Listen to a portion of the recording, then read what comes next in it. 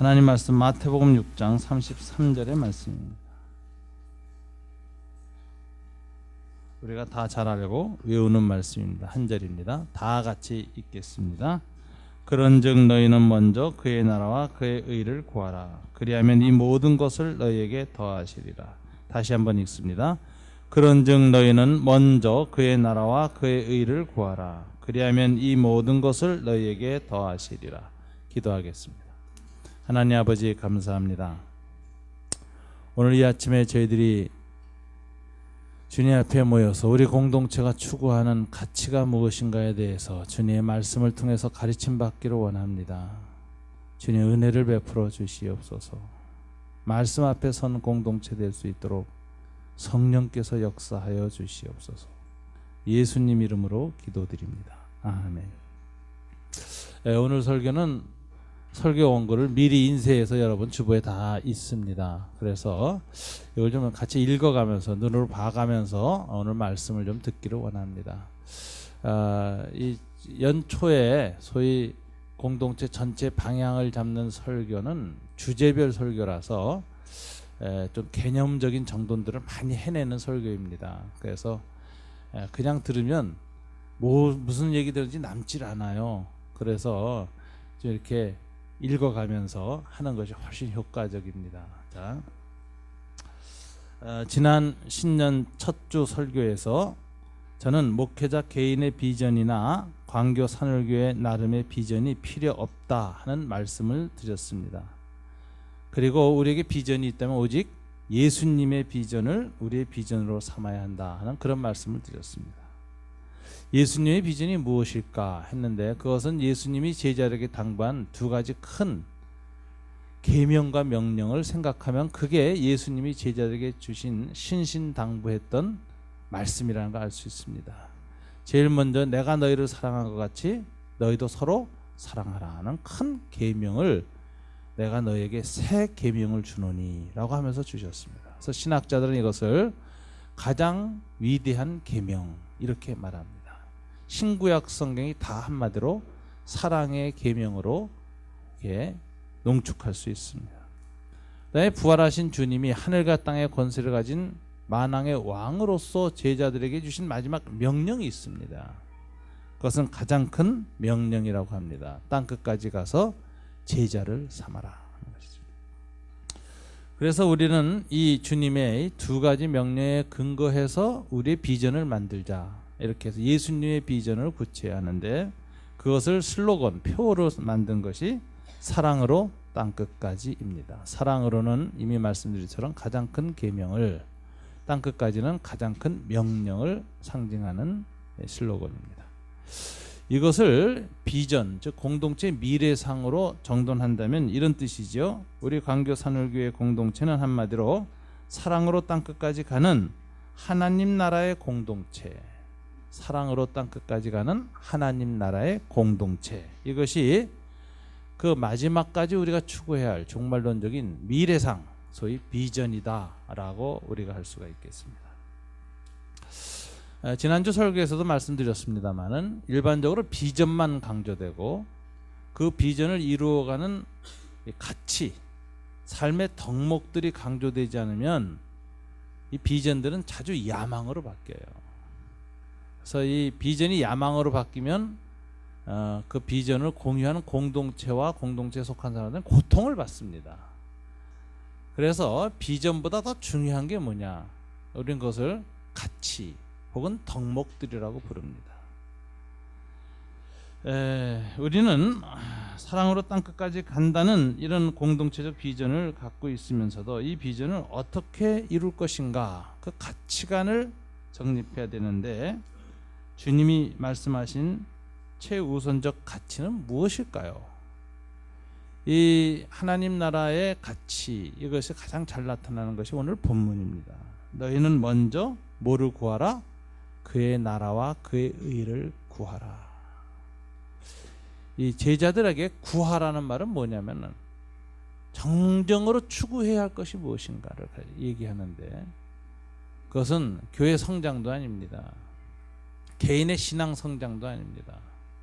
더더군다나 우리 개인의 축복도 아닙니다. 주님이 제자들한테 끊임없이 먼저 구할 것 같아요. 여기서 먼저라는 말은 순서를 나타내는 먼저가 아니에요. 1, 그 다음에 2 다음 거 이런 식이 아니라 여기 먼저는 2가 없는 먼저예요. 세컨드가 없는 퍼스트다. 이렇게 F.F. 브루스라는 학자가 먼저를 주석했는데 이 말은 뭐냐면 유일한 가장 궁극적으로 구해야 할 것이라는 뜻입니다. 그러면은 주님이 제자들에게 추구해야 할 가치를 딱 하나 얘기하신 거예요. 그게 뭐죠? 하나님 나라의 의. 그걸 추구하라. 그래서 우리 광교산을 공동체가 사랑으로 땅끝까지 가는 공동체로서 끊임없이 추구해야 할 가치가 있다. 그건 하나님 나라의 의를 추구하는 공동체가 되어야 한다. 이렇게 우리는 정돈할 수가 있겠습니다. 그럼 여기서 조금 더 이 가치를 우리가 분명히 하기 위해서 단어를 좀 생각했죠. 하나님의 나라란 뭐냐? 이거부터 정돈을 해야 될 것입니다. 하나님의 나라. 신약 성경에서 나라라는 단어, 이 바실레이아라는 단어는 모두 162회 씌어졌습니다. 그래서 모든 신약학자들이 현대 신약학자 한마디 하는 말이 신약 성경의 핵심 메시지는 하나님 나라다 이렇게 얘기를 해요. 특별히 오늘 본문이 들어있는 이 산상보호는 핵심 메시지가 하나님 나라를 중심으로 해서 메시지가 구성되어 있습니다.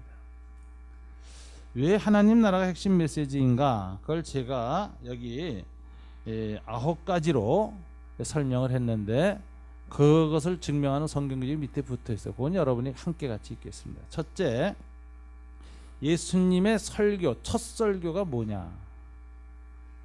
마태복음 4장 17절에 보면 첫 설교는 한마디로 주제가 회개하라, 하나님 나라가 가까웠다, 임하였기 때문이다. 이게 첫 설교가 하나님 나라가 임했다는 주제였습니다. 한번 다 같이 성경구절 읽어볼까요? 이때부터 예수께서 비로소 전파하여 이르시되 회개하라, 천국이 가까웠느니라 하시더라. 천국 메시지 첫 설교였습니다. 예수님의 공생애 중에 초기에 가장 긴 설교가 어디 있느냐? 마태복음 5장부터 7장, 소위 산상보훈에 있습니다. 근데 산상보훈 전체의 중심 주제가 뭐냐 하면은 그것은 우리가 어떻게 해야 하나님 나라에 들어갈 수 있느냐 하는 거예요. 그래서 마지막 산상보훈이 뭐로 끝나면 나의 말씀을 듣고 행하는 자는 반석 위에 집을 지은 사람 같아서 그 집이 무너지지 않는다. 그리고 그런 사람이 하나님 나라 들어간다. 주님은 주여 주여 입술로 종교성을 고백하는 사람을 구원하시지 않고 열매를 보고 나무를 판단할 것이다. 행위의 열매가 없으면 아무리 주여 주여 종교성을 풍부하게 가진 신앙생활을 하여도 주님은 나를 떠나라, 내가 너희를 모른다고 말할 것이다. 이렇게 얘기함으로써 어떻게 우리가 하여야 천국에 들어갈 것인가, 이걸 얘기하는데 주님이 딱 얘기해요. 마태복음에서 5장 20절이죠. 다 같이 읽어볼까요? 내가 너희에게 이르노니 너희 의가 서기관과 바리새인보다 더 낫지 못하면 결코 천국에 들어갈 수 못하리라. 서기관과 바리새인의 의보다 더 나은 의가 있어야만 천국에 들어간다고 가르쳐줬는데, 그럼 그 의는 어떻게 이루어지는가? 우리의 도덕성과 의지로 이루어진 의는 율법의 의요, 서기관과 바리새인의 의입니다. 근데 그거보다 더 나은 의가 있어야 돼요. 그게 뭘까요? 율법의 의가 아니라 복음의 의. 인간의 도덕적인 의욕을 자기의라 그래요. self-righteousness. 자기 스스로 노력해서 이루는데 의가 아니라 하나님의 의, 그리고 십자가의 의, 예수의 의를 가르치는데 그것을 뭐라고 말하냐면 하나님의 다스림을 받았을 때 일어나는 의라는 거예요. 예수님을 주님으로 영접할 때 주님의 다스림이 시작되고, 주님의 주되심을 고백할 때 삶 속에서 다스림의 열매가 나오는데 그때 생기는 게 의입니다. 그래서 예수님이 이 산상보훈에서 천국에 들어갈 수 있는 의, 서기관과 바리새인의 의보다 더 나은 의를 설명하는 게 딱 6장 33절이에요. 그러므로 뭐를 구하라? 하나님 나라의 의를 구하라. 그것이 서기관과 바리새인의 의와는 다른 의요. 그것을 구하면 모든 것이 더하여진다. 그래서 예수님의 초기 공생의 가장 큰 설교였던 산상보훈의 핵심 메시지가 뭐냐? 어떻게 의가 하나님 나라에 들어가느냐. 어떻게 우리가 하나님 나라에 들어가느냐. 그것은 하나님 나라의 의가 이루어질 때 들어갈 수 있다 하는 내용이 산상보훈의 핵심 메시지입니다. 그러니까 예수님의 공생의 3년 동안의 초기 1년의 핵심 메시지는 하나님 나라에 들어가는 의예요. 이걸 우리가 알아야죠. 세 번째, 예수님의 설교 중에 수많은 비유 설교를 하십니다. 주님이. 그래서 제자들이 물어요. 선생님, 왜 명료하게 이해할 수 있도록 그냥 직설법으로 말씀하시지 왜 은유를 사용하고 비유를 사용해서 정말 아리송하게 말씀하십니까? 그래서 비유로 말씀하시는 걸 제자들이 불평해요. 그래서 주님이 이렇게 말씀하십니다. 야, 내가 왜 너희들한테 비유로 말씀했는지 아느냐? 어떤 사람들은 이 비유를 통해서 못 알아들어서 천국에 못 들어가게 되어 있기 때문에 비유로 말한다. 그러나 너희들에게는 이 비유를 아는 것이 허락되었다. 그리고 비유를 설명을 해줘요, 제자들한테. 그러니까 비유는 설명을 듣지 않으면 못 깨닫는 거예요. 그래서 비유는 계시와 은닉이란 두 가지 성격이 동시에 있는 거예요. 여기 숨겨진 사람들은 천국에 못 들어가요. 여기 계시돼서 깨달아지는 사람들은 천국에 들어가는 거예요. 예수님이 굉장히 묘하게 천국을 선포하세요. 그래서 예수님의 설교 중에 가장 어려운 게 이 계시와 은닉, 드러남과 숨겨짐이 있는 비유 내용입니다. 혹시 여러분들이 과거 산울교회 제 설교 기록을 보면 제가 비유 설교, 예수님 비유를 전부 다 주석을 했어요. 설교를 했어요. 시리즈로 한 2년 이상 했던 것 같아요. 지금도 들어가면 좀 구하실 수 있을 거예요. 근데 이 비유 설교가 굉장히 맞아요. 예수 생애 중에 가장 핵심 메시지 중에 하나가 비유로 돼 있어요. 근데 이 비유는 뭘 주제로 한 숨김이고 뭘 주제로 해서 드러내는 것이냐. 비유의 중심 주제가 중요하잖아요. 그걸 주님이 뭐라고 말씀하셨습니까? 바로 마태복음 13장 11절입니다. 다 같이 읽어볼까요? 대답하여 이르시되 천국의 비밀을 아는 것이 너희에게는 허락되었으나 그들에게는 아니 되었나니. 그래서 비유로 말씀합니다. 그러니까 비유는 하나님 나라의 비밀에 관한, 하나님 나라의 비밀이라는 단어가 이게 미스테리온이라는 단어를 써요. 미스테리, 숨겨진 것. 그것이 너에게 허락되었기 때문에 내가 비유를 설명해 준다. 그리고 제자들한테 설명을 해줍니다. 이처럼 예수님의 모든 비유 설교는 중심이 하나님 나라의 비밀에 관하여서입니다. 네 번째 보면 예수의 수많은 이적들이 기록되어 있습니다. 성경에. 그럼 이적을 어떻게 해석할 것이냐. 개인적으로 소경이 불쌍하고 안진뱅이가 불쌍해서 구원하신 것이냐. 개인적인 차원이 없지는 않아요. 주님이 그 개인들을 보시고 불쌍히 여기서 치유하셨다는 본문들이 있어요. 그런데 그 불쌍히 여긴다 할지라도 모든 병자들, 모든 문둥자들을 다 불쌍히 여기고 다 고치셔야 되는데 그러질 않았어요. 부분적으로 하세요. 때로는 환자들이 몰려오니까 주님이 내가 병 고치기 위해서 온 사람이 아니다라고 그들을 만나기를 피하기도 하는 본문이 나와요.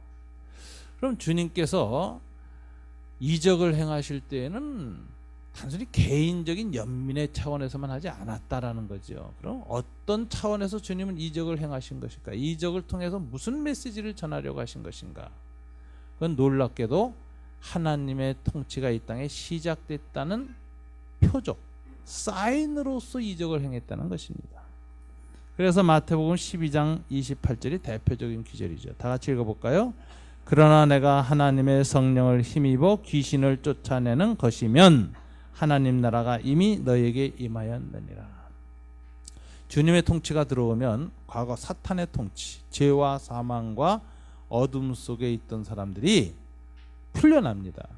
그 풀려날 때 나타나는 표시가 죄인이 회개하는 거예요. 저는 죄에 사로잡혔을 때는 회개가 없어요.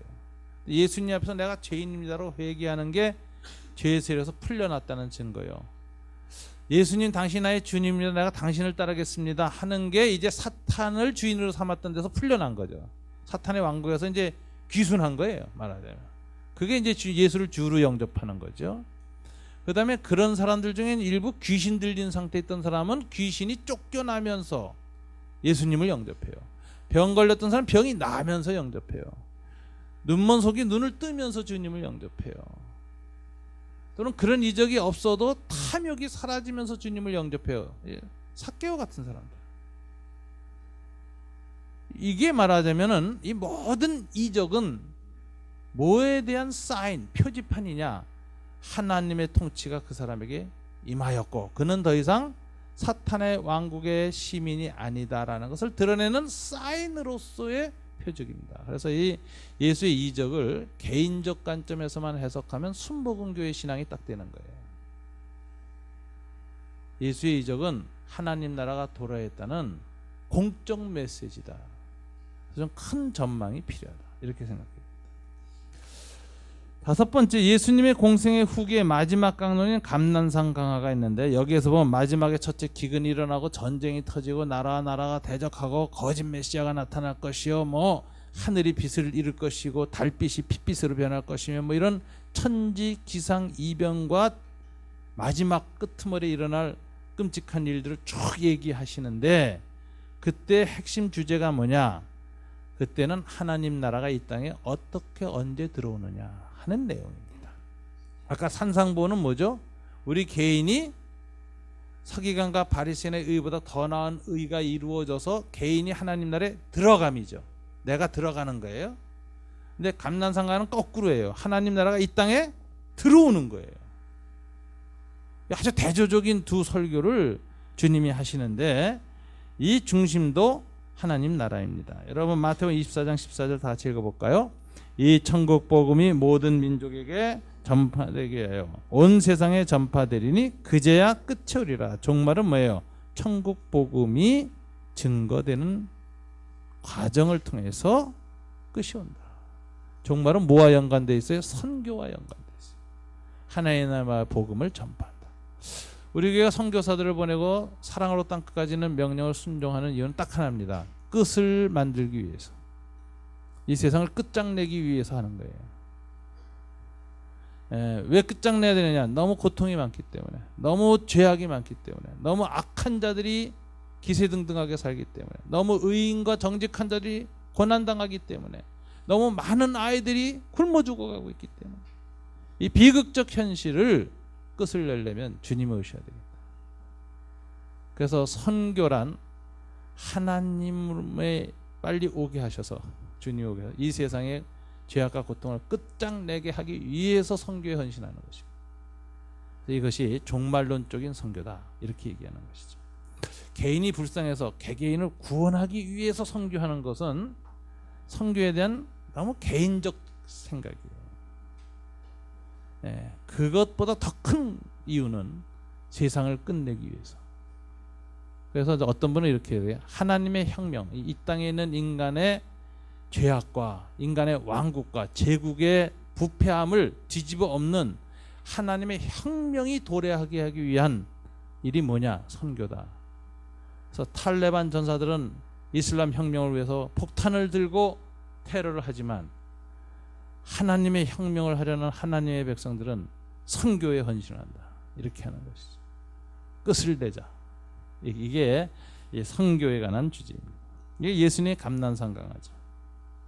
그런가 하면 주님이 부활하신 후 지상에 며칠간 머물시나 40일간 머무르셨습니다.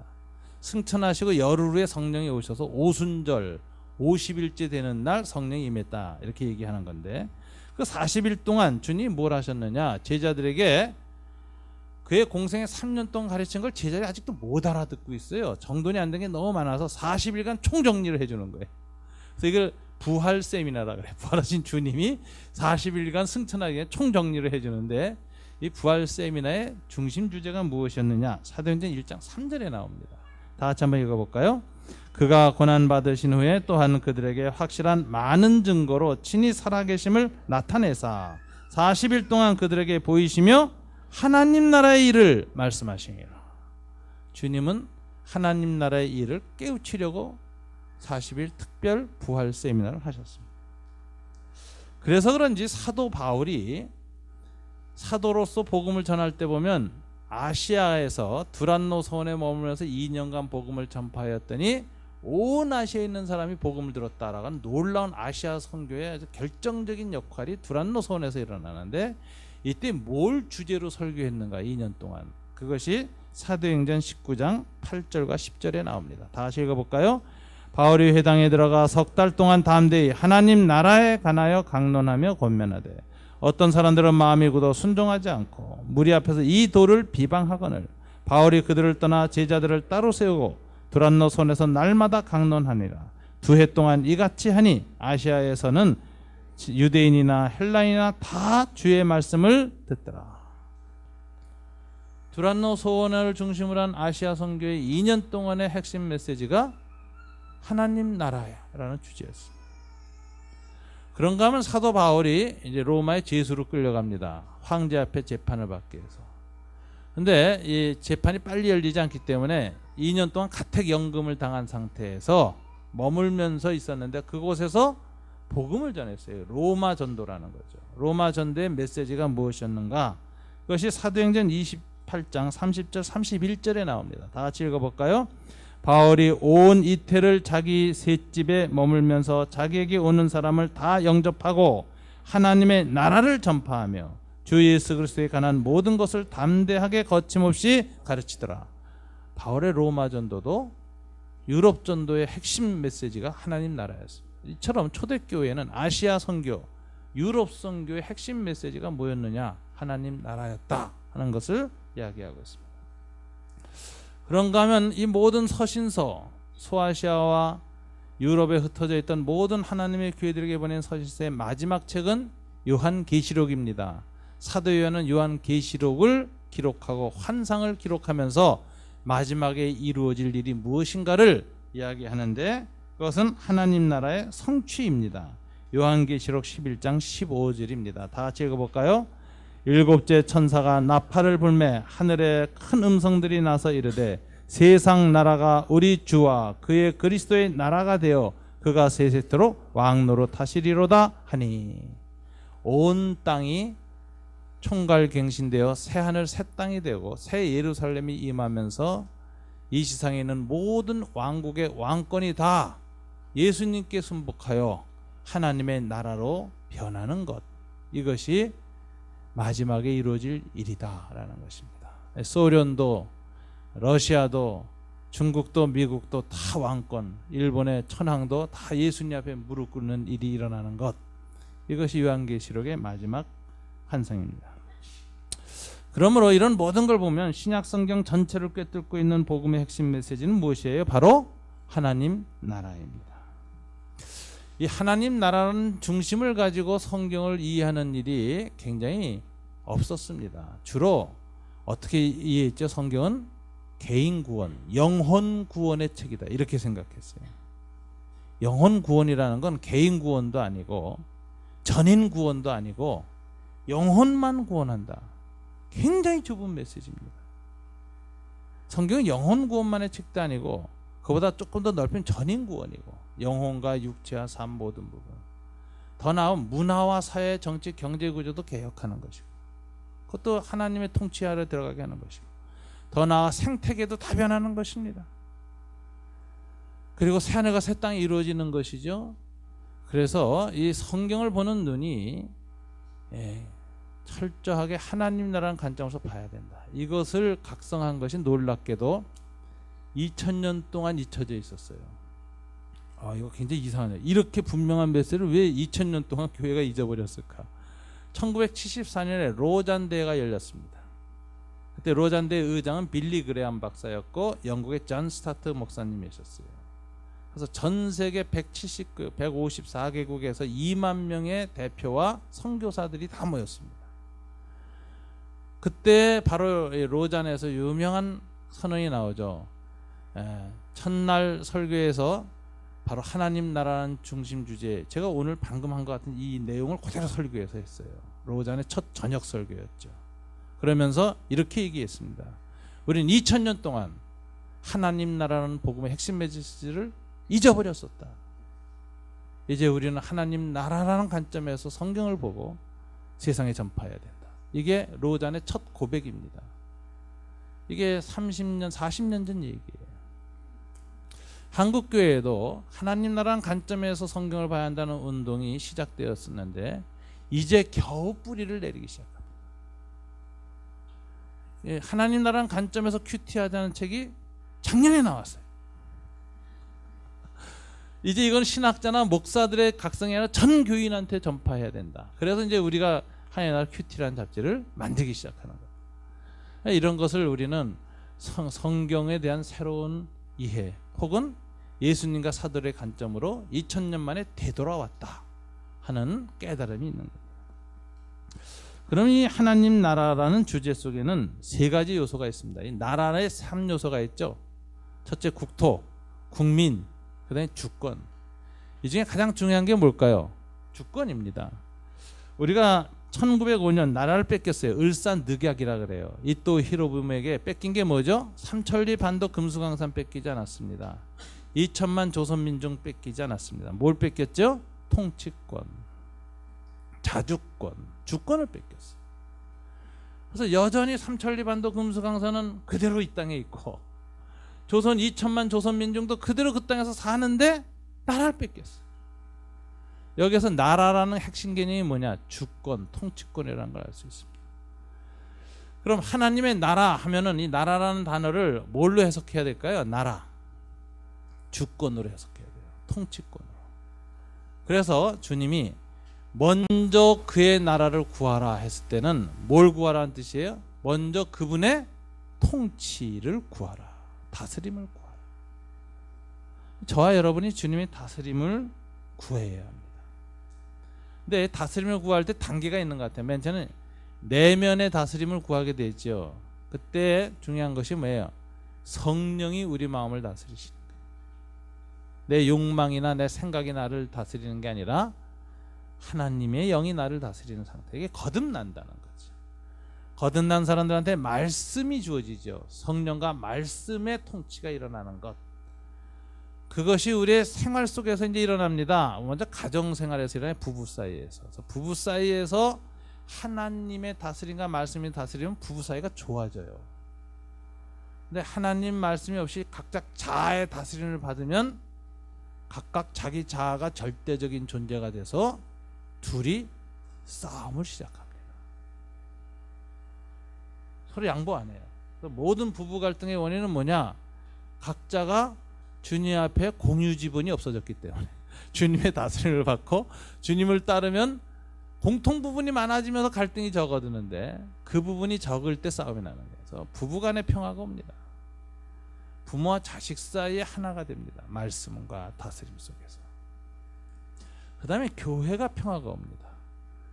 싸우는 교회의 특징은 뭐냐? 저마다 자기 주장이 강하다. 그럼 싸움 나는 거예요. 교회 싸움이 또 치열한 이유가 뭐냐? 저마다 다 자기가 하나님 뜻이래. 그리고 상대방은 다 마귀래. 그러니까 이건 종말론적 전쟁이 시작되는 거야. 마귀는 타협이 없지. 죽여야지 다. 그러니까 이 교회 분쟁이 무서운 거예요. 교회 분쟁은 종교성이 있기 때문에 더 관용이 없어요. 그렇기 때문에 이게 위험한 겁니다. 그래서 교회가 주님의 통치를 받을 때, 자아의 통치를 받지 않을 때 그때 하나가 되는 거예요. 그리고 직장에서도 안 믿는 사람들이 하나님의 뜻에 따르지 못하잖아요. 그럼 보면 통치가 그때는 다스림이란 방식으로 나타나는 게 아니라 영향력이라고 나타나는 거죠. 도덕적 가마력, 인격적 영향력. 그럼 우리가 먼저 본이 돼야 돼요. 그 직장에서 하나님의 다스림이 임하려면 어떤 문제가 해결돼야 될 것인가? 그 직장 안에 있는 죄나 잘못된 구조나 문제들을 보죠. 직장 문화의 잘못된 것. 그럼 그것에 비춰서 제일 먼저 보여야 되는 게 영향력입니다. 빛과 소금이 되고 먼저 섬기고 잘못된 것에 동의하지 않고 또 그것을 정죄하기보다는 용서하고 그러면서 감화력을 주는 거예요. 감화력을 주고 그래서 감화력이 커져서 직장 내 있는 사람들의 생각과 마음이 같은 생각에서 많아질 때 제도 개혁이 일어나는 거예요. 제도가 바뀌고 직장 안에 문화가 바뀌고 관습이 바뀌고 이런 것들이 말하자면 하나님 나라를 세상 속에 구현하는 것입니다. 이것이 정치, 경제, 사회 모든 부분으로 번져나갈 때 하나님 나라가 이 땅에 이루어진다. 이것이 하나님의 다스림이라고 하는 것입니다. 그래서 하나님의 통치를 받는 제일 첫 번째 시작은 어디서 시작하느냐? 말씀과 성령의 통치, quiet time에서 시작하는 거예요. 경건의 시간. 아침마다 내 생각, 내 감정, 내 의지가 나를 지배하지 않고 내 삶을 성령과 말씀이 다스리도록 내어놓는 시간. 하나님 앞에서 항복하고 서 있는 시간. 주님 앞에 빚어주소서라고 외치는 시간. 전능하신 토기장이신 주님의 손길이 은혜로 우리를 빚을 때 우리의 삶이 바뀐다는 것에 대한 간절함, 이런 것이 있는 시간이 quiet time입니다. 그래서 이 QT를 안 하면서 하나님 나라가 이루어진다는 건 불가능한 겁니다. 여러분들이 뭐 최근에 교회에서 목사님들까지도 정말 저분이 하나님의 다스림을 받는 사람인가 의심이 될 만한 일들에 관한 뭐 보도가 또 나오지 않습니까? 뭐 얼마 전에도 나왔다 그러던데 SBS 저는 못 봤습니다. 또 뭐 순복음 교회 이야기도 또 나왔다 그러던데 저도 좀 못 봤습니다. 좀 봐야 되는데 못 봤어요. 그런데 이제 그런 걸 이렇게 보면서 본분이 한 분이 얘기를 해요. 김혜건 목사님이 저한테 이렇게 얘기를 하더라고요. 그분들이 그렇게 되기 전에 이미 오래전부터 하나님과의 교제가 끊어졌던 사람들이라는 거예요.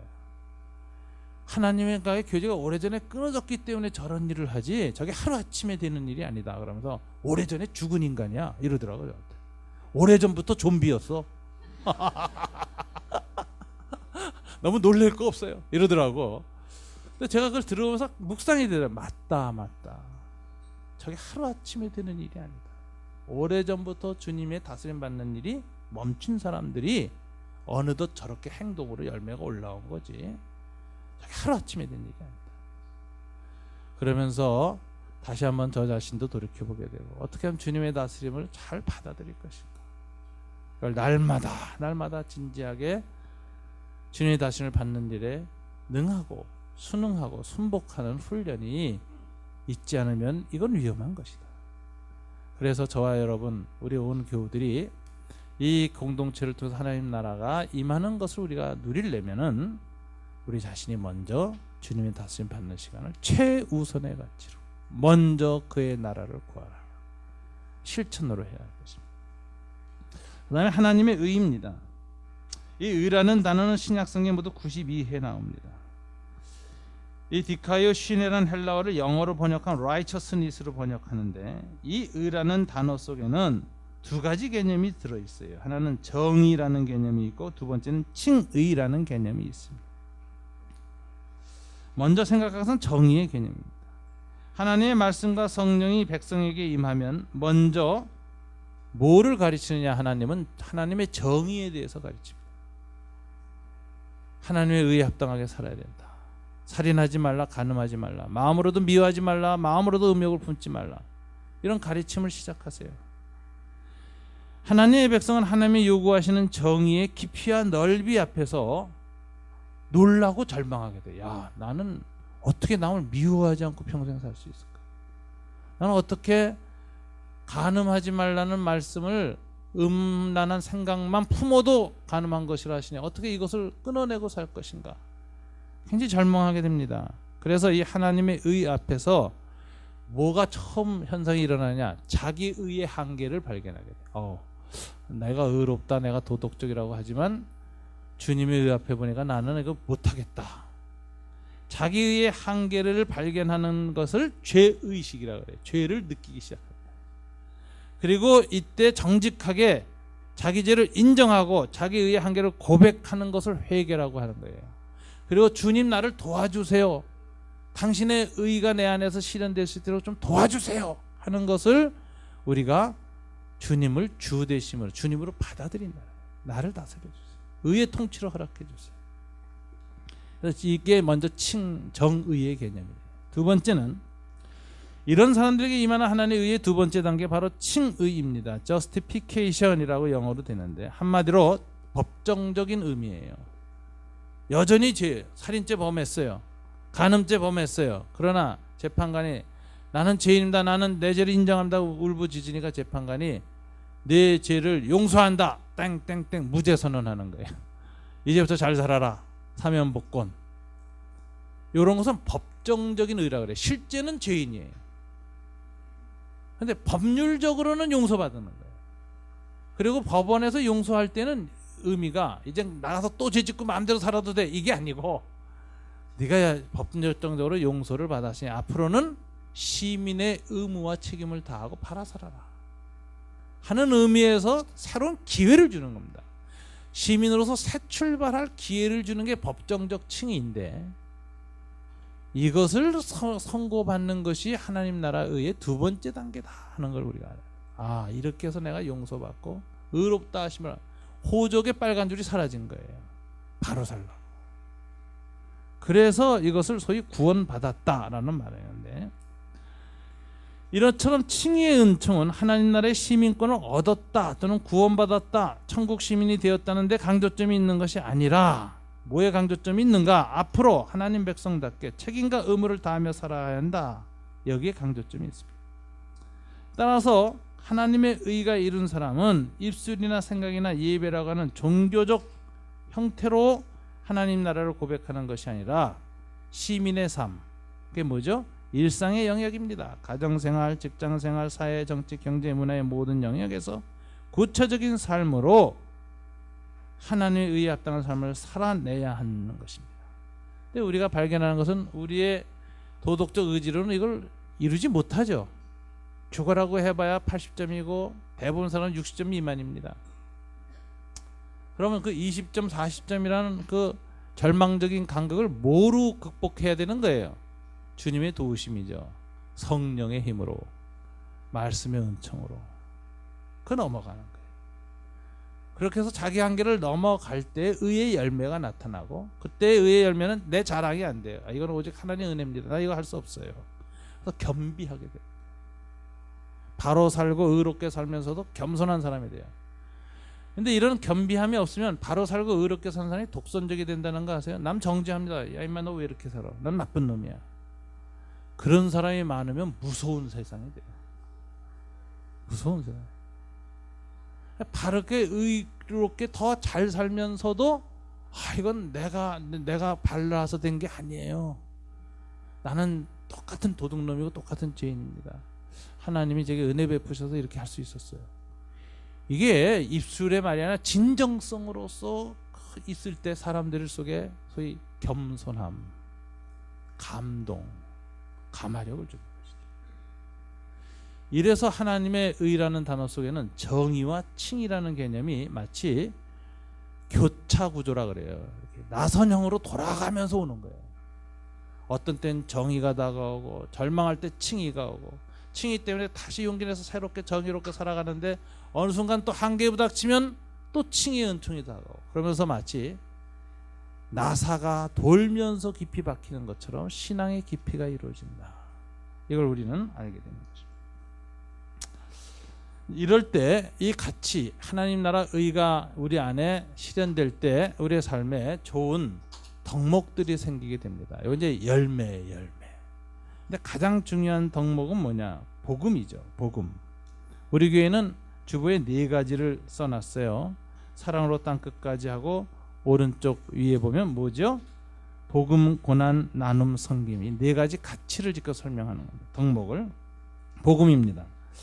복음에 대한 정의를 다시 한번 해봅시다. 이건 굉장히 중요한 겁니다.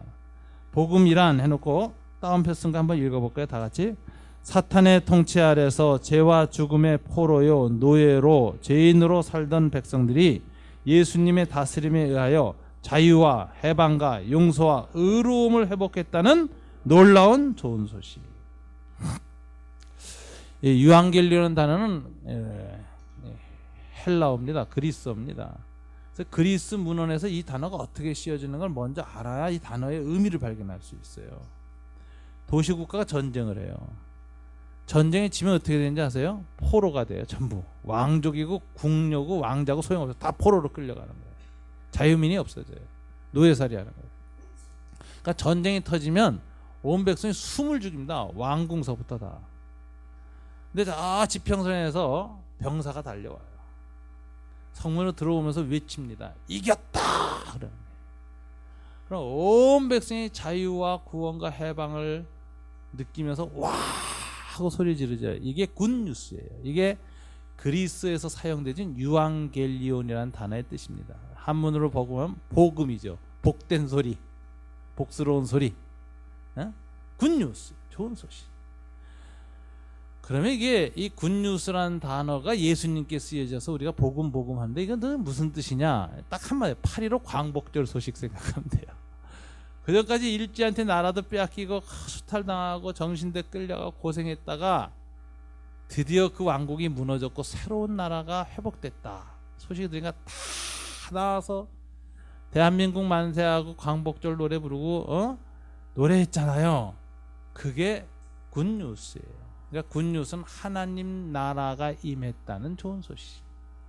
예수 그리스도께서 십자가에서 승리하심으로 하나님 나라가 임하였다는 좋은 소식. 사탄과 마귀와 죄의 세력이 붕괴됐다는 좋은 소식. 그래서 굿뉴스라는 단어가 개인 영혼 구원하는 좋은 소식이 아니라는 거 아셔야 됩니다. 굉장히 넓은 의미에서 갖고 있다. 그래서 이 복음이라는 단어 속에서는 승리, 해방, 자유, 구원이라는 용어가 다 함께 녹아 있습니다. 하나님의 백성은 이 복음의 가치를 가장 중요한 가치로 여기고 이 복음에 합당한 삶을 사는 것입니다. 즉 죄로부터 해방된 삶, 죄의 억압으로부터 자유를 누리는 삶, 하나님의 영원한 생명을 누리는 구원의 삶, 더 나아가 죄에 대해서 앞으로도 승리하는 삶을 사는 것, 이것이 복음에 합당한 삶, 즉 복음의 가치입니다. 이걸 우리는 최우선 가치로 여기는 공동체다. 두 번째 덕목은 고난입니다. 저희 교회 그 표에 대해서 가끔 어떤 분들이 와서 보고 감동받았다고 저한테 얘기를 해요. 왜냐하면 요즘 교회들이 고난을 가치로 추구하는 걸 싫어한다는 거예요. 다 형통, 잘되고 축복, 이게 중심가치지 예수 믿어서 고난받자 이러면 그 교회 오기 싫다는 거예요. 그걸 앞에다 썼다는 것을 굉장히 감동적으로 보고 얘기하시는 분들이 계세요. 근데 그것은 우리가 성경을 보면 정확하게 이런 뜻입니다. 하나님 나라의 백성은 하나님의 의를 추구하는 삶을 살게 됩니다. 그러다 보니까 자연히 세상에서 악을 추구하는 무리한테 손해보게 돼 있어요. 왕따도 당합니다. 박해도 받습니다. 고난도 당하기 마련입니다. 때로는 죽임도 당합니다. 그럼 이런 일을 안 당한다면 뭐죠? 내가 타협하고 산다는 증거예요. 침묵하고 살았다. 못 본 척하고 살았다. 죄에 대해서. 보신주의로 살았다. 내 몸 하나나 잘 보신하자. 그래서 적이 없는 그리스도인은 맛을 잃어버린 소금이다. 이런 얘기를 해요. 이 세상은 악하고 죄인들이 권세를 쥐고 있기 때문에 자연스럽게 적대하는 세력이 생길 수밖에 없어요. 바로 살면. 그걸 피하려고 할 때 적당히 사는 그리스도인이 되고 세상과 타협한 그리스도인이 되고 세상의 타락을 방조한 그리스도인이 된다. 그러니까 예수 믿는다는 게 굉장히 불편한 겁니다. 사실은. 저 예수 믿고 나서 상당히 불편했어요. 아, 이제 편하게 살기 틀렸구나 이런 생각. 예수 믿는다는 것은 이런 고난이 있습니다. 하나님 나라의 백성은 이 불의한 세상에서 복음에 합당한 삶의 대가로 코스트, 지불해야 돼. 대가를 지불해. 고난을 마땅히 지불할 수밖에 없습니다. 그래서 예수님 의를 향하여 위하여 박해를 받은 자는 복이 있나니 천국이 그들의 것임이라. 나로 말미암아 너희를 욕하고 박해하고 거짓으로 너희를 거슬려 모든 악한 말을 할 때에는 너희에게 복이 있나니 기뻐하고 즐거워하라. 하늘에서 너희의 상이 큼이라. 너희 전에 있던 선지자들도 이같이 박해하였느니라 라고 말씀하셨습니다. 그러니까 고난당하는 것을 이상히 여기지 말고 당연히 여기고 오히려 뭐 하라고요? 슬퍼하지 말고 기뻐하라. 하늘의 상이 크다. 고난은 그리스도인의 표지, 제자의 사인이라고까지 말해요. 그래서 고난이란 스티그마가 몸에 붙지 않는 제자는 거짓이다. 이렇게. 거짓 그리스도입니다. 고난을 표지로 기꺼이 여겨라. 우리는 고난 없이 영광 없다. 십자가 없이 면류관 없다. 영어로는 격언이 이렇게 돼요. No cross, no crown. 십자가 없이 영광이 없다. 기독교 경고를 마음에 새겨야 합니다. 하나님 나라의 백성은 이 세상에서 받는 고난을 복음에 합당한 가치로 여겨야 합니다. 이것이 복음, 고난. 세 번째는 한꺼번에 왔어요. 나눔과 섬김. 21세기 들어서서 극대화된 자본주의 핵심 가치가 무엇입니까? 요즘 세상이 뭐죠? 다 자본주의는 그 시스템은 핵심 가치를 가지고 그것을 사람들한테 주입시키고 그것에 동의하게 만들고 쇠뇌시킵니다. 그것이 교육을 통해서 하고 문화를 통해서 하고 백화점을 통해서 하고 광고를 통해서 해요. 근데 그 내용이 뭐냐면 소유와 지배예요. 많이 돈을 소유해야 남에게 지배당하지 않고 남을 지배하며 살 수 있다. 많이 소유해요. 소유와 지배. 이게 자본주의 핵심 가치. 그래서 더 많이 소유하기 위해서 몸부림을 치는 것입니다. 지금 이 소유와 지배라고 하는 이 자본주의적 핵심 가치가 전 지구적으로 확대된 체제를 모든 학자들은 신자유주의 체제다 이렇게 말을 했지요. 신자유주의 체제는 극단적인 황금 숭배 문화 즉 만몬이즘을 강화시킵니다. 그래서 신자유주의 체제라는 것은 만몬이즘, 황금 숭배 영성적인 것이다. 종교적인 차원이다. 오늘날 모든 인간의 행복은 돈의 크기로 측정되며 돈의 크기는 행복의 크기를 만든다고 하는 만몬의 메시지에 사로잡혀 있습니다. 많은 사람들이 남에게 지배당하지 않고 오히려 남을 지배하려고 돈의 소유에 집착합니다. 이 소유와 지배의 악순환이 전 지구적 경쟁을 불러일으켰고 빈부격차를 확대 재생산하고 있습니다. 그래서 지구상에는 소유와 지배를 동시에 거머쥔 1%의 행복한 사람들과 99%의 불행한 사람들로 양극화되어져 있습니다. 이 소유와 지배를 더 강화하려는 1%의 사람들이 인간의 가장 기초적인 생존을 보장하는 사회 공공부문, 즉 철도, 전기, 수도, 의료, 교육 부분마저도 다 시장으로 편입시켜서 자본의 지배를 더 강화하려고 온갖 노력을 다하고 있습니다. 제가 이 대표적인 케이스를 제가 20년 전에 미국에 가서 봤어요. 제가 그때 미국에 가서 안식년 하면서 수강한 과목이 목사가 뭘 했느냐면 미국의 노동과 노동시장의 개편을 1년간 공부를 했거든요. 제가 목사가 왜 그런 거 공부하냐. 저는 그 공부하고 싶었어요. 미국 사회가 어떻게 변했는가. 근데 미국이 그때 이미 신자유주의 체제로 개편을 시작했거든요. 그래서 노동시장이 굉장히 변하는 걸 제가 봤어요. 노동조합은 붕괴되고 공장이 다 나가니까 제조업은 무너지면서 다 서비스업으로 대치되니까 여자들하고 시급제로 다 바뀌더라고요. 그러니까 노동조합이 없어져요. 노동조합이 약화되고 사람들은 개인적으로 이제 노동계약을 다시 해야 됩니다. 근데 노동시장이 얼마나 유연해졌는지 여자들이 오전 근무, 오후 근무가 있어요. 한 사무실에 세크리터리, 비서가 오전 근무하는 여자, 오후 근무하는 여자가 4시간씩만 와서 일해요. 그리고 교대하고 가요. 사용자 입장에서는 굉장히 사람을 전략적으로 쓸 수 있고 편하게 쓸 수 있어요. 근데 평생 직장은 없어졌어요. 그때 벌써.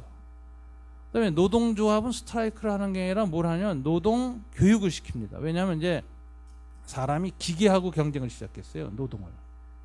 계속 기계화가 이루어지니까 기계보다 더 노동 생산이 높아야만 기계를 안 들이고 사람을 쓰는 거예요. 그러니까 기계하고 경쟁하기 위해서 기계가 못하는 부분으로 노동자들이 노동 생산성을 높여가야 돼요. 그러니까 노동시장에서 살아남으려면 자기 노동 형태를 변화시키고 상승시켜야 됩니다. 그래서 전부 뭐냐면 직업 교육을 시작해요. 그래서 어느 제조업 분야가 이제 떨어져 나가고 이쪽에 있던 사람이 다 해고당할 것이다라는 통계가 딱 나오면은 모든 제조업 분야의 노동조합은 다음에는 서비스업 분야, 뭐 식당 쪽이 이제 늘어날 것이다. 그러면 전부 기계 만지던 사람들이 접시 들고 다니는 거, 청소하는 거, 서비스하는 거, 그걸 교육을 시킵니다. 그래서 그 교육비를 대고 이렇게 해가지고서 교육을 시켜가지고 전업을 하도록 도와주는 거예요. 그래서 노동시장에 계속 맞춰서 사람이 바뀌어가지 않으면 직업을 잃어버리게 만들어요. 저는 20년 전에 그걸 1년간 가서 공부를 했어요. 미국의 가정과 노동시장의 변화를 공부를 했어요. 그러면서 이거 우리나라에 곧 온다라고 생각을 했어요. IMF 딱 터지고 들어오기 시작하더라고요. 이렇게 되면서 제가 미국에서 발견한 것 중에 하나는 민영화입니다. 미국 전기력 굉장히 비싸요. 수도력 굉장히 비싸요. 왜 그럴까? 전기 수도를 댐에서 만든 다음에 그걸 공급하는 중간 회사 있죠. 전부 민영화됐어요. 맨 처음에는 경쟁하니까 값이 떨어져요. 그래서 맨 처음에 다 좋아했어요. 근데 딱 단합을 시작합니다, 이 사람들. 그래서 전기료가 올라가기 시작해요. 수도료가 올라가기 시작해요.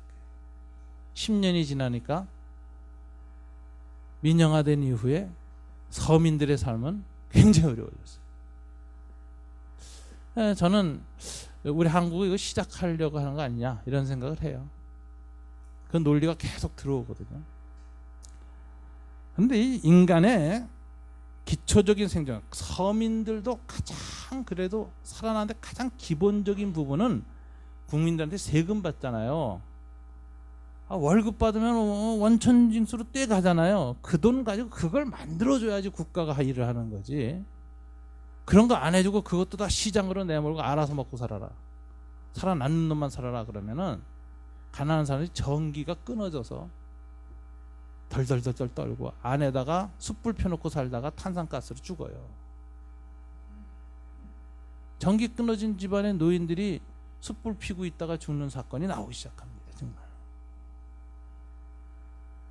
이런 것들은 인간의 존엄성, 인간의 가치 이런 부분에 대해서 우리가 생각해야 되는데 이게 한마디로 이것을 우리 현상으로 해서 분노하기보다 좀 더 심각하게 그 내면의 정신을 보면 소유와 지배가 더 인간의 삶의 모든 부분에 침투한다는 거죠. 그래서 1%의 지배가 더 강화된다. 여기에 가장 명백하게 대조되는 하나님 나라의 대안 정신이 뭘까요? 교회는 세상에 대한 하나님의 대안 공동체입니다. 세상이 지지하는 가치에 대해서 이건 아니다라고 말하는 새로운 가치를 제시하는 공동체입니다. 세상은 지금 소유와 지배라는 정신으로 움직이고 있어요. 근데 주님은 뭐라고 했어요? 소유에 대해서는 반대되는 정신이 뭐죠? 소유에 대해서 나눔, 지배에 대해서 섬김. 인자가 온 것은 양으로 하여금 생명을 얻게 하고 양으로 하여금 양을 섬기기 위해서 왔다. 예수님은 섬김을 위해서 오셨어요. 그러니까 소유보다는 나눔을 강조하셨고 지배보다는 섬김을 강조하셨다. 그래서 이것은 하나님 나라의 대안적 가치죠. 이 대안정신으로 무장된 하나님 나라의 공동체는 자연스럽게 세속 공동체에 대한 대안적 공동체로서 종말론적인 변혁적 공동체로서 등장하게 됩니다. 소위 인간의 왕국, 제국에 대한 하나님의 왕국, 신국의 혁명이 시작되는 것입니다. 이 혁명은 제국의 힘이 아니라 하나님의 사랑으로, 증오가 아니라 용서로, 소유가 아니라 나눔으로, 지배가 아니라 섬김으로 이루어지는 가장 근원적인 혁명입니다. 이 혁명은 인간의 내면과 영혼 속에서 시작하여 인간 삶의 모든 영역, 즉 사회, 정치, 경제, 문화, 생태의 영역까지 이르는 이른바 총체적인 혁명입니다. 이 근원적이고 총체적인 하나님의 혁명이 개인의 영혼 속에서 일어날 때 이게 네 가지 R이라 그래요. 칼 헬리라는 사람이 정돈한 겁니다. 신학자가. 영혼 속에서 일어날 때 중생이 일어납니다. 리제너레이션. 거듭나는 것입니다. 죄를 회개하고 하나님의 가치에 동의하고 하나님의 다스림을 받는 상태. 이게 중생. 리제너레이션. 두 번째, 중생한 사람은 하나님 나라의 의와 그 가치 속에서 가치관의 변화가 일어나는데 이것을 리밸류에이션, 재평가라는 것이죠. 그 다음에 역사와 사회 속에서 이것을 실천해 나가면서 변화가 일어날 것을 리포메이션, 개혁이라고 하고, 그래서 이런 개혁을 통해서 마지막 날 주님이 재림할 때 이루어지는 것을 하나님 나라의 혁명이 완성된다. 이렇게 얘기합니다. 레볼루션이 이루어진다. 그래서 하나님 나라의 가치가 시작하면은 리제너레이션, 거듭남, 리밸류에이션, 가치관이 새로워져요. 그 다음에 개혁을 시작해요. 리포메이션, 그 다음에 레볼루션, 혁명을 달성하는 거죠. 그래서 이 하나님 나라의 공동체는 세상 사람들이 보기엔 항상 불편한 거예요. 예수쟁이들이라는 건 항상 불편해요.